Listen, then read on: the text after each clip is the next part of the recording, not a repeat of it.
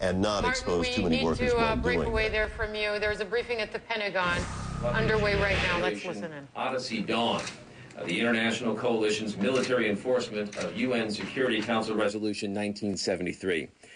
The Admiral is kind enough to join us this afternoon. He'll make a very brief statement and then offer you all the opportunity to ask a few questions. But obviously he has operational matters to attend to, so this will not be a lengthy engagement. With that, Admiral. Good afternoon. Thank you for coming, everyone. As you know, we're on the leading edge of a coalition military operations designed to enforce United Nations Security Council Resolution 1973 in Libya.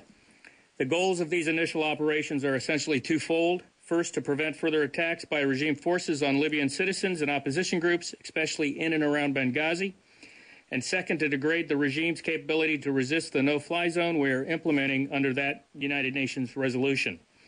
To that end, earlier this afternoon, over 110 Tomahawk cruise missiles fired from both U.S. and British ships and submarines struck more than 20 integrated air defense systems and other air defense facilities ashore.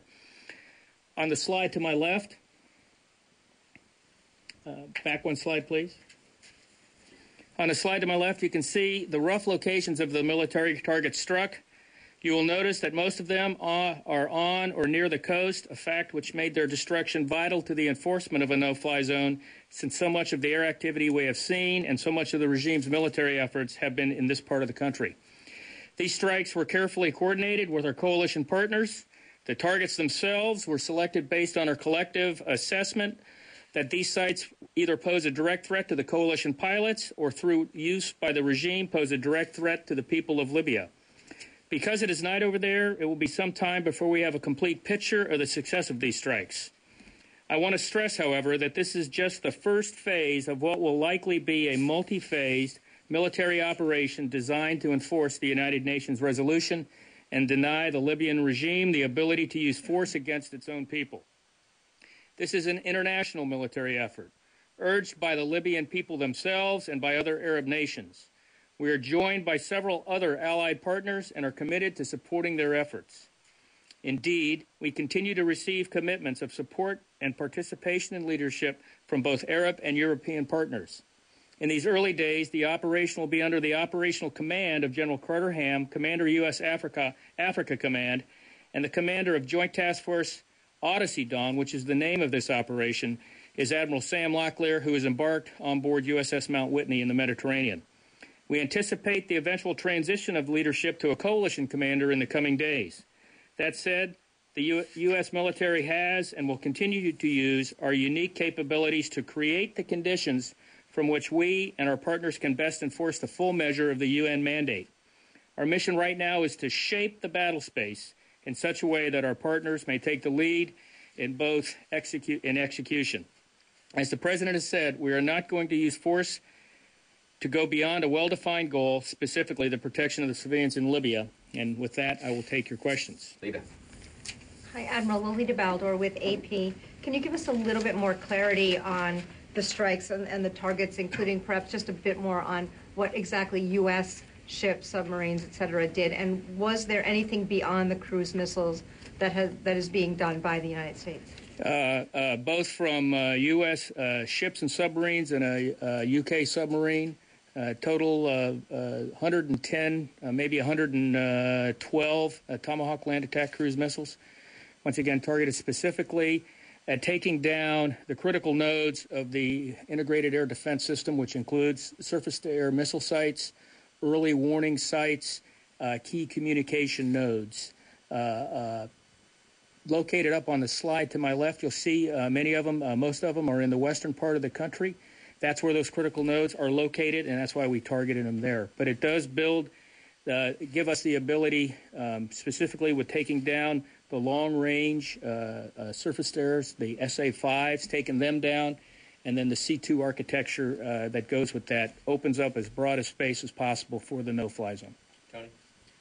Just on the missiles themselves, these are those new generation tactical Tomahawks? It was a mixture of our old Tomahawks and the newer tactical Tomahawk. The new ones allow you to loiter over airspace and take pictures actually before they drop in? Not pictures. They give us the ability to loiter, and then we can shoot them a target and they will go to the target. But in this particular mission, we use them as we have just as one of the older Tomahawks. They're clearing the airspace basically for the non-stealthy fighters to go in or for jammers to go in. They allow us to penetrate a high, what we would call a medium to high threat without putting air crew at risk.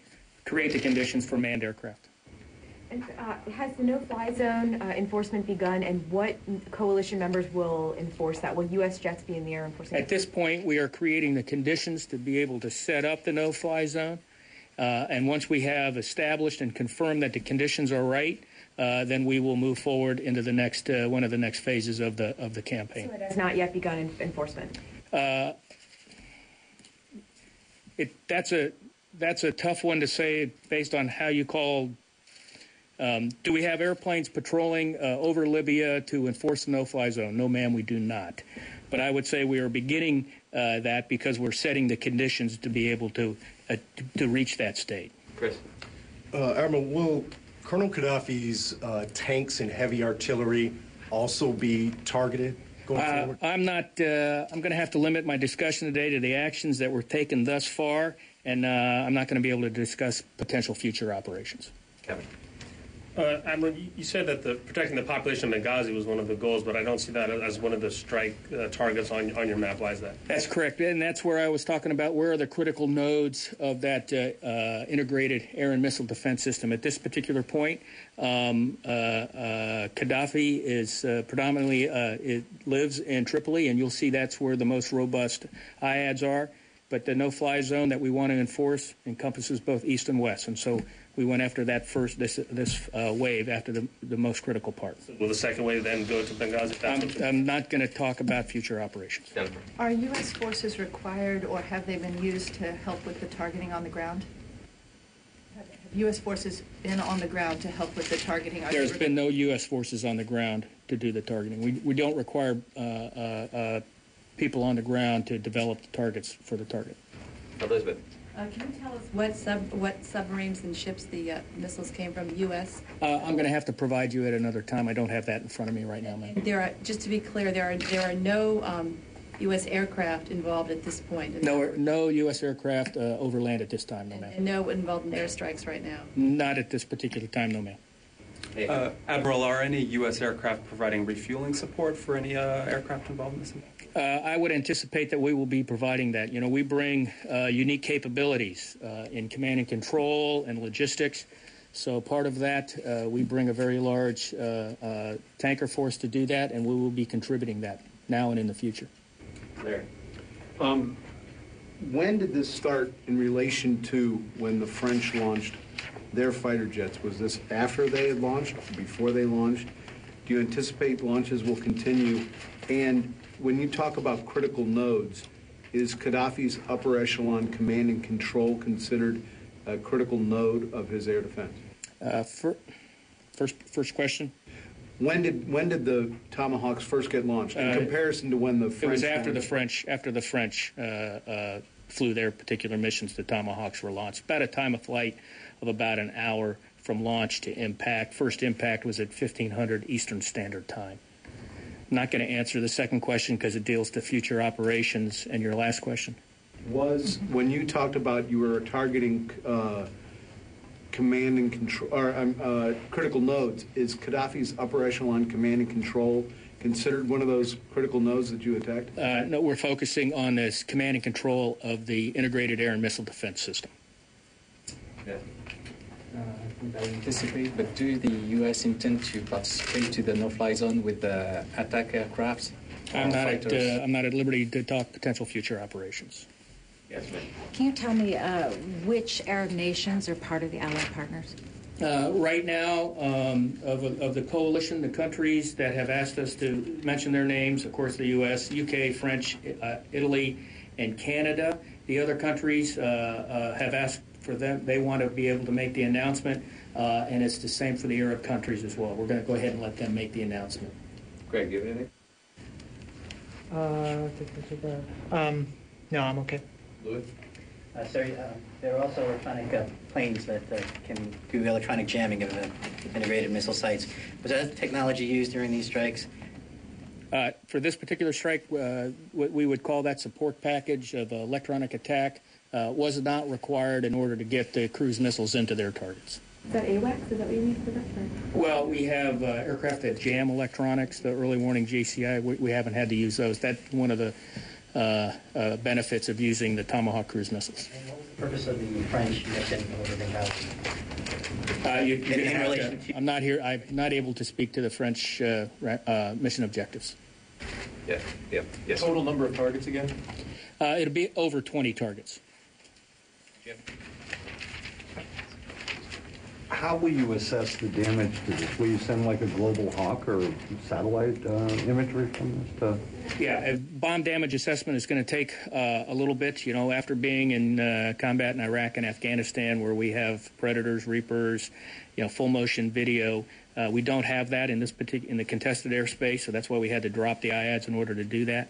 We'll be able to use a Global Hawk now that once we have confirmed that the SA-5s are down, and then we'll use the traditional national technical means. I just want to be clear, this is a U.S.-led operation, but in the hours leading up today, there's some communications or talk to try to talk that down. We are on the leading edge of coalition operations where the United States, under General Ham in Africa Command, is in charge. He's in command of this at this point, and in the coming days, we intend to transition it to a coalition command. Elizabeth? Can you specify how many British ships were involved compared to the U.S. ships? We had one British submarine. And the rest were all U.S.? Yes, ma'am. And the number of that? I don't have that in front of me, the exact numbers, but...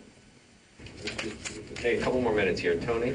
How sophisticated was this air defense system compared to Iraq's, Iran's, and even going back to Vietnam? I mean, you study these systems, and I think the public would like a sense of that.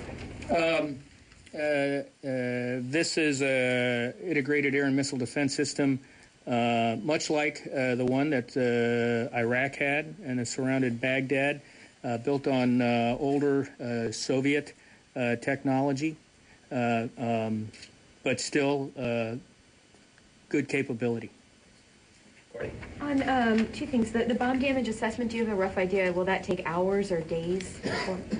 I would say between hours and days. And is it fair It's going to take us anywhere from 6 to 12 hours to get this based on assessing whether or not the SA-5 sites are down, that we could then move Global Hawk in, and then the other national technical means to collect and then assess. Is it fair to say that the no-fly zone enforcement probably won't begin until the bomb damage assessment is complete? I'm not able to talk about specifics of future operations. More hands as we go on, so let's try to get control of this. Let's do Chris and Matthew and Nathan, and then we're done. Would you, Admiral, would you consider this period that we're in right now to be a pause in that no more strikes are going on until the assessment? No, we're in the first phase of a multi-phase operation. Matthew? So I wouldn't specifically call it a pause. So strikes are continuing even before the assessment? It's the first phase of a multi-phase operation. Matthew? At this point, you said it was a U.S.-led operation, but at which level, how do you coordinate with coalition partners? Is it in Stuttgart?